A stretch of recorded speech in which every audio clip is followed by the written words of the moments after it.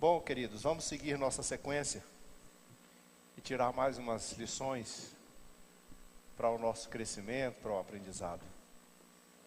Na última vez, na semana passada, os inimigos dos judeus, por intermédio de Ramã, deu um jeito de acertar com o rei um decreto destruidor, que acabaria com a vida de todos os judeus em um único dia. O dia 13, de Adar, para destruir todos os judeus. Então você imagina quando um homem de Deus ou alguém que é judeu escuta uma notícia dessa. O texto diz que quando Mordecai soube desse assunto, ele rasgou as suas vestes e cobriu-se de saco, de pano de saco de cinza, e saiu pela cidade clamando com grande e amargo clamor. Isso não era uma coisa assim de sair, não. Em voz alta, com clamor, deixando todo mundo saber da cidade que ele estava de luto, que ele estava angustiado, que estava orando e clamando com muita força, com tudo que tinha. Mas junto com ele, claro, a notícia onde chegava, o decreto por onde passava, todos os que se encontravam, que eram judeus, também rasgavam-se, choravam, pranteavam, alguns se cobriam de cinza, de saco, e também se derramavam pelo chão, e estavam, então, todos os judeus que habitavam nas 127 províncias do comando de Assuero, estavam de luto e chorando. Entrar na porta do rei, ou na porta do palácio do rei, vestido de saco, não era permitido. Mas Mordecai não se importou com isso. Numa situação dessa, ninguém está preocupado se vai viver ou se vai morrer. Parece que o sentimento, a dor era tão grande, não só pela vida dele. Talvez se alguém dissesse assim, Mordecai será mesmo enforcado como havia planejado, isso não seria tão avassalador como dizia assim, todos os judeus, e o decreto deixava bem claro, homens, mulheres, crianças, ou seja, essa raça precisa ser erradicada, completamente eliminada, não pode ficar nenhum sobrevivente. Então o desespero era muito grande de Mordecai, chorando nas ruas, na porta do rei, chamando a atenção de todos, até que alguém levou essa história ao conhecimento da rainha e contou para ela, olha, o Mordecai, que por sinal eram primos, está lá na cidade, na porta do rei, no palácio, na praça, sei lá, desesperado, rasgado, vestido de saco, coberto de cinza, clamando em alta voz, desesperado, como se tivesse a ânsia da morte. E nós não sabemos por quê. Então ela chamou um dos seus eunucos e disse, corre lá e leva roupa para ele, leva alguma coisa para ele, resolve isso aí, procura saber, e veste ele lá de alguma maneira. Mas quando as roupas chegaram, Mordecai também não quis saber da roupa. Não era uma questão de, eu não tenho, não é uma questão de a pobreza, não. Ele estava realmente deixando claro o seu luto, a sua dor, a sua lamentação. E ele, todos os judeus que choravam desesperadamente para esta situação. E aí então, Esther diz, então vai lá e pergunta para ele, pergunta para ele por que ele está fazendo isso, o que foi que aconteceu, e o que ele me diz aí alguma coisa. E aí então ele abriu o coração e contou a história. Entrou em detalhes e mandou os decretos escritos, e contou toda a situação, que todos os judeus vão morrer. E ele aproveitou para pedir, fala para a rainha, ir lá na presença do rei, porque ela é a rainha, ela é a pessoa que tem mais afinidade com o rei, tem mais acesso ao rei, para ela pedir pelo povo dela, para que o povo dela não morra, porque esse decreto foi o rei que assinou, só o rei pode mudar isso, pelo menos ele pensava que podia. E quando essa conversa chegou na rainha, ela teve que mandar uma resposta bem desanimadora. Essa cultura dos persas era, não sei se vocês já ouviram, nós já falamos isso, aqueles homens achavam-se deuses, e se eles mesmos não achavam, aparecia alguém que os achava e dava um jeito de colocá-los numa posição de Deus. E naturalmente criavam regras, cada umas maiores e mais duras do que as outras, para eles mesmos e para todos, que nem talvez fosse uma coisa assim absurda, nem o próprio Deus, nosso Deus, não faria coisa tão semelhante. Mas uma das regras era o seguinte: ninguém pode entrar na presença do rei sem ser chamado. Um cara não pode chegar lá e... eu quero falar com o rei. Não pode. Ninguém pode chegar lá e interromper lá a secretária, os eunucos, ou os guardas, ou os comandantes, dizer, dá licença aí, porque é urgente, o rei precisa ouvir, eu preciso falar com ele. Não pode. O rei ficava lá dentro de uma área reservada, num pátio interno, e se alguém entrasse naquele pátio sem ser chamado pelo rei, e o rei ficasse quietinho no lugar dele, os soldados o pegavam e o matavam. Não tinha essa história de dizer assim, eu fui pego aqui, mas eu vou me explicar, eu queria ajudar.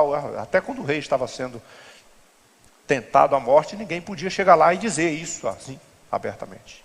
Tem que morrer, a não ser que o rei, na hora que visse a pessoa, levantasse o cetro de ouro. E aí, então a pessoa chegava, e aí tocava na ponta do cetro, e aí então não seria morto ou morta, e o rei poderia ouvir. E a Esté disse assim, olha, todo mundo sabe as leis dos persas, ninguém pode chegar lá. Eu, mesmo sendo a rainha, não pode, nem mesmo a rainha pode chegar lá na presença do rei e entrar e dizer, vou falar com o rei, é meu marido. Não existe essa história de marido no reino dos Medos e dos persas. No rei da Pérsia não existia isso. E ela disse assim, e já tem mais de 30 dias que o rei não me chama à presença dele. Então, se eu entrar lá sem ser chamada, eu também posso morrer imediatamente. Isso parece uma coisa bem sensata, e talvez assim, eu não posso fazer nada. Essa conversa chega a Mordecai, e Mordecai então já estava com o seu coração mais do que ferido, mais do que abatido. Então ele vou dizer algumas verdades para a rainha. A rainha era sua prima, mas era também sua filha. Ele a criou como filha. E aí ele então disse assim, olha, não fique pensando você, que porque você está dentro do palácio do rei, você vai escapar.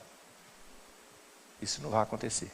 Porque o decreto é um decreto. E na lei dos persas, os decretos são cumpridos à risca.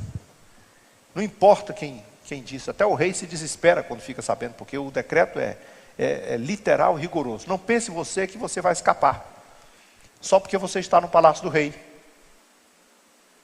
Agora, se você fizer alguma coisa, e eu acho que isso aqui serve muito para mim e para você, nós como cristãos, esse texto sempre me confronta quando eu leio esse texto, essa parte do texto sempre me confronta, diz assim, se você fizer alguma coisa, Deus vai te usar. Se você não fizer nada, Deus de alguma maneira vai prover um livramento para o judeu. Mas você morre. Você e a casa do seu pai vai morrer. E o que eu vejo isso aqui? Eu vejo que nós somos igreja e às vezes nós ignoramos as nossas responsabilidades da evangelização.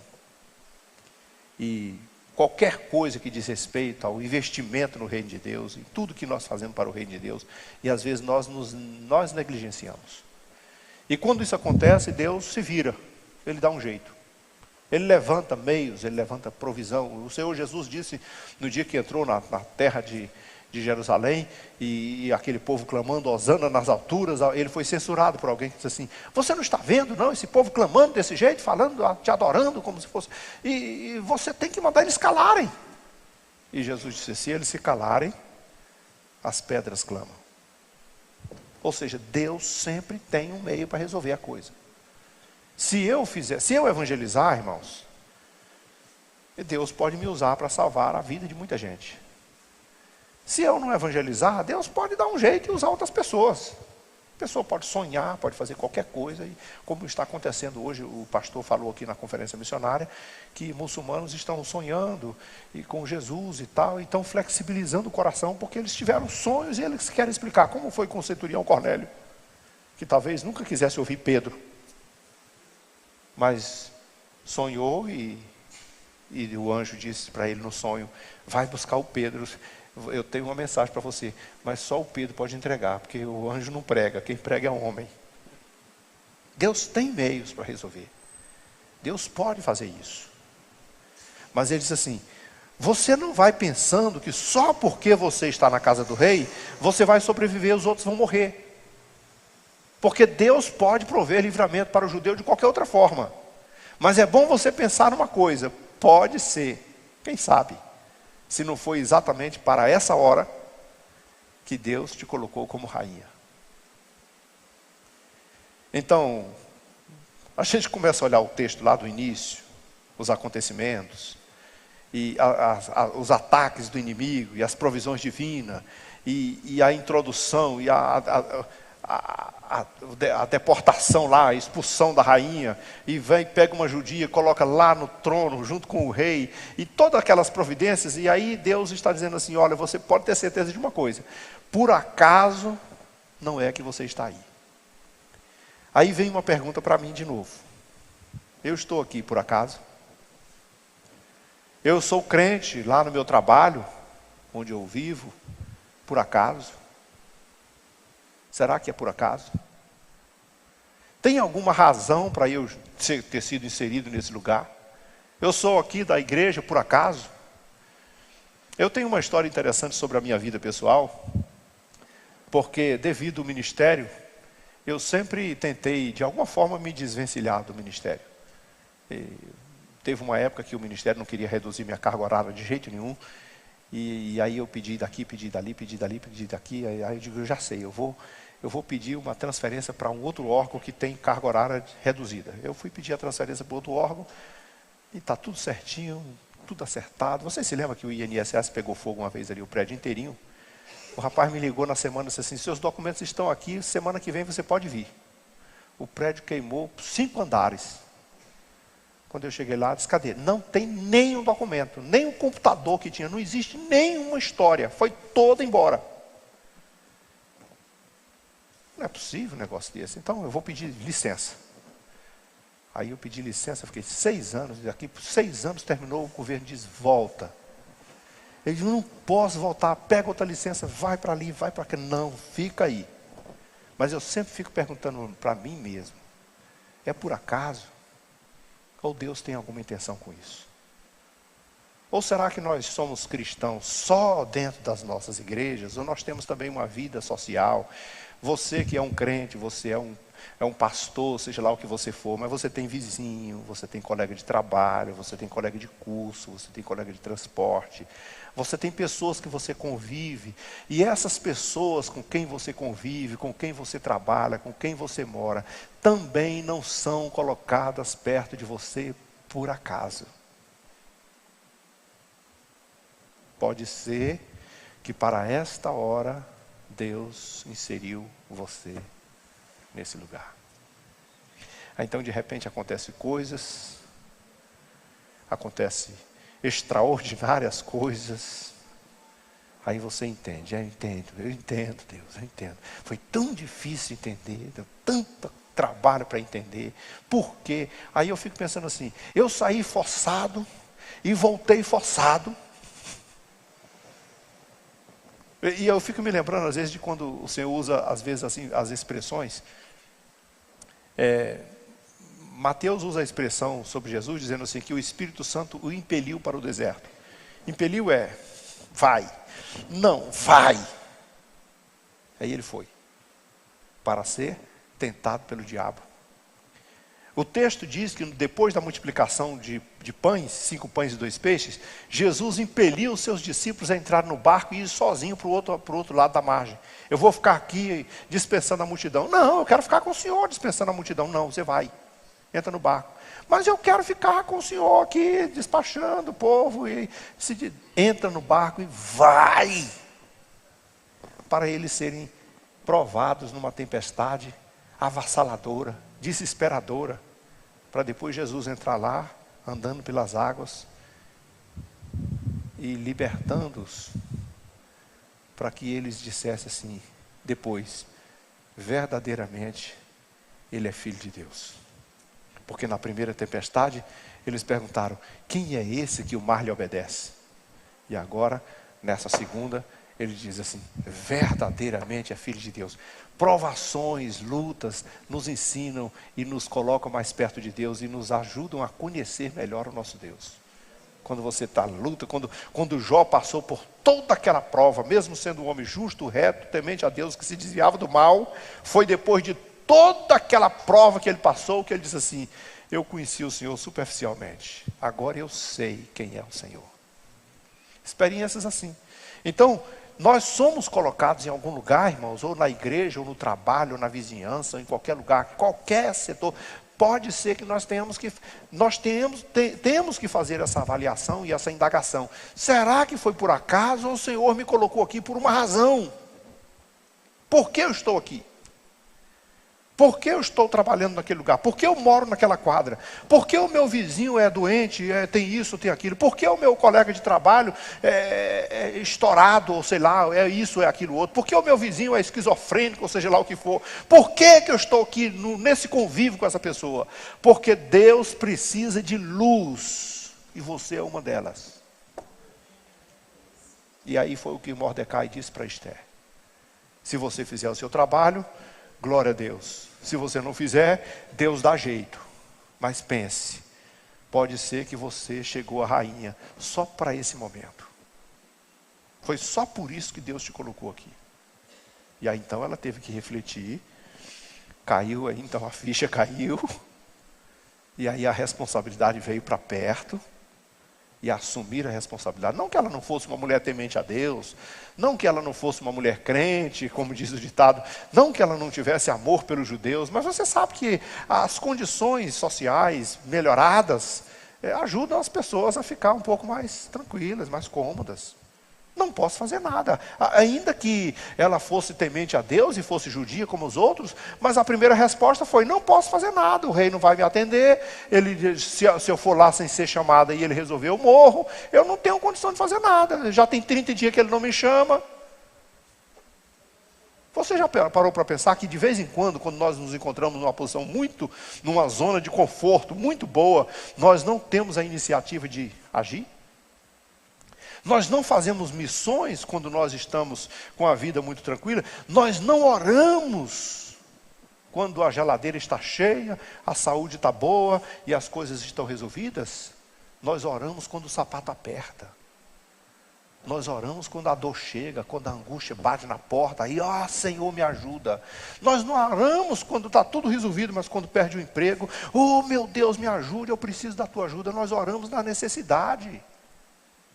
Então, o Senhor está confrontando-nos aqui por meio desse texto de Esther. Olha, pode ser que você está aqui por uma razão muito específica e Deus não pegou você de lá daquela posição de serva, de uma mera criada, órfã de pai e mãe, criada pelo primo mais velho e colocou aqui na posição de rainha das rainhas, por acaso.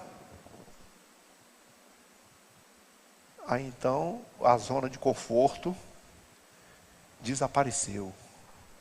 E a responsabilidade pesou nos ombros. Então agora eu preciso fazer uma coisa. E vocês precisam me ajudar. Nós precisamos jejuar.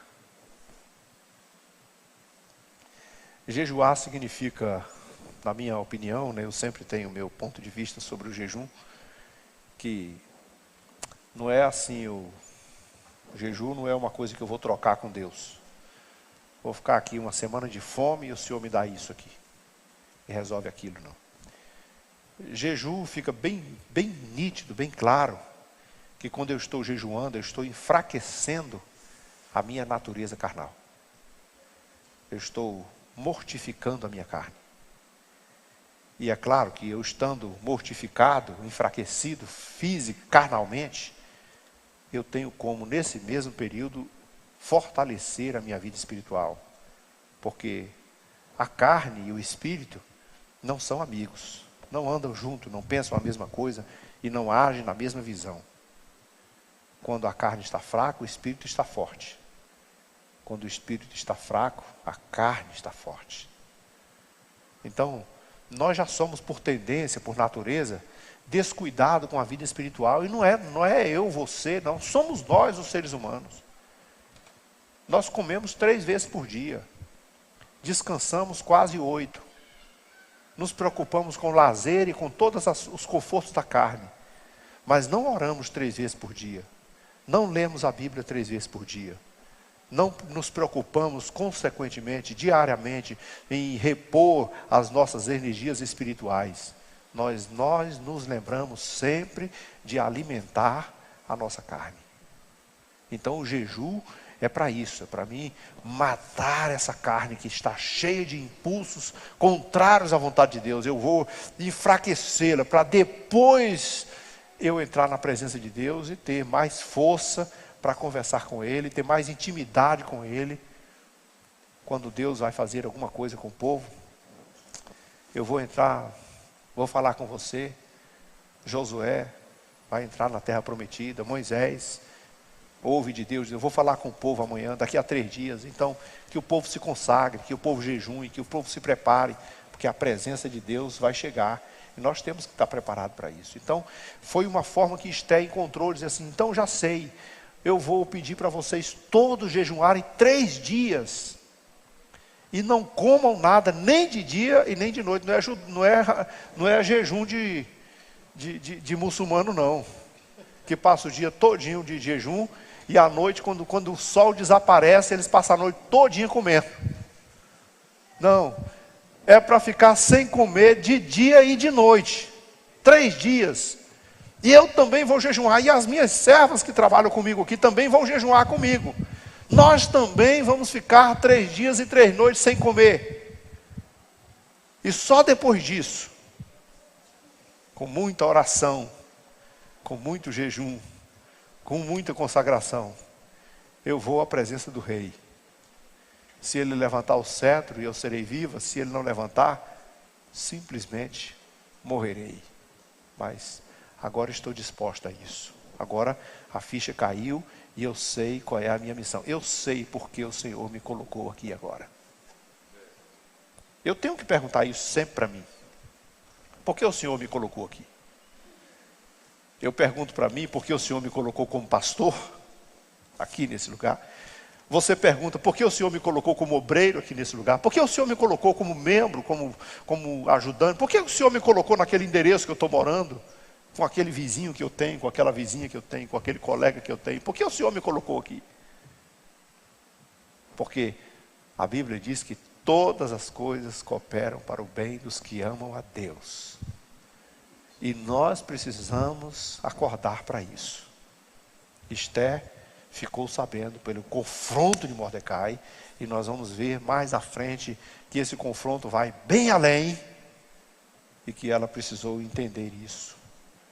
O Senhor tem um propósito com a minha vida. E eu penso, irmãos, eu administro isso na minha vida, sempre pensando o seguinte: todas as nossas vidas, e Deus não chamou você só para ser um crente, para ter uma carteira de membro e ser salvo. Não. Deus chamou você por alguma razão. Ele quer, além de você, Ele quer alguém com quem você convive. Ele quer um parente seu, uma pessoa que vive com você, um vizinho, um amigo, uma pessoa que às vezes... Você já pensou? Outro dia eu vi uma pessoa contar que 2 amigos se encontraram, e depois de muito tempo que eles haviam se encontrado, um deles falou assim: eu agora me tornei um crente. Entreguei minha vida para Jesus, conheci Jesus de uma maneira espetacular. Eu preciso contar para você. Aí o outro falou assim: é mesmo? Que bênção. Pois eu também sou crente. Você não sabia? Ele disse: não sabia. Uai, eu sou crente há muito tempo. Desde quando? Uai, muito tempo. Quando a gente naquela época que a gente convia, você era crente? Sim. Poxa, você nunca falou para mim. Eu não sabia que você era crente. Pois eu sou crente a vida inteira. Ele, pelo amor de Deus, não é possível. Já viu que ficou uma lacuna aí, de que faltou Amizade. Você era meu amigo e não falou para mim que você tinha Jesus? Na hora da refeição, os dois foram orar e o recém-convertido fechou os olhos para orar. E o outro também ajudou ele orando. Ele falou assim, engraçado, agora me lembrei. Você... Eu não via nem você orar na hora da refeição. Mas eu orava. Quando? Você orava sempre, você não via. Eu via você coçando a sobrancelha de vez em quando, assim. Na hora da comida, você sempre coçava as sobrancelhas, assim, sabe? O que faltou nisso aí? É que às vezes nós não cumprimos o nosso papel. Não exercemos a função pela qual o Senhor nos chamou. E o Senhor nos chamou para sermos luzes, para sermos testemunhas, para falar do amor dele para alguém.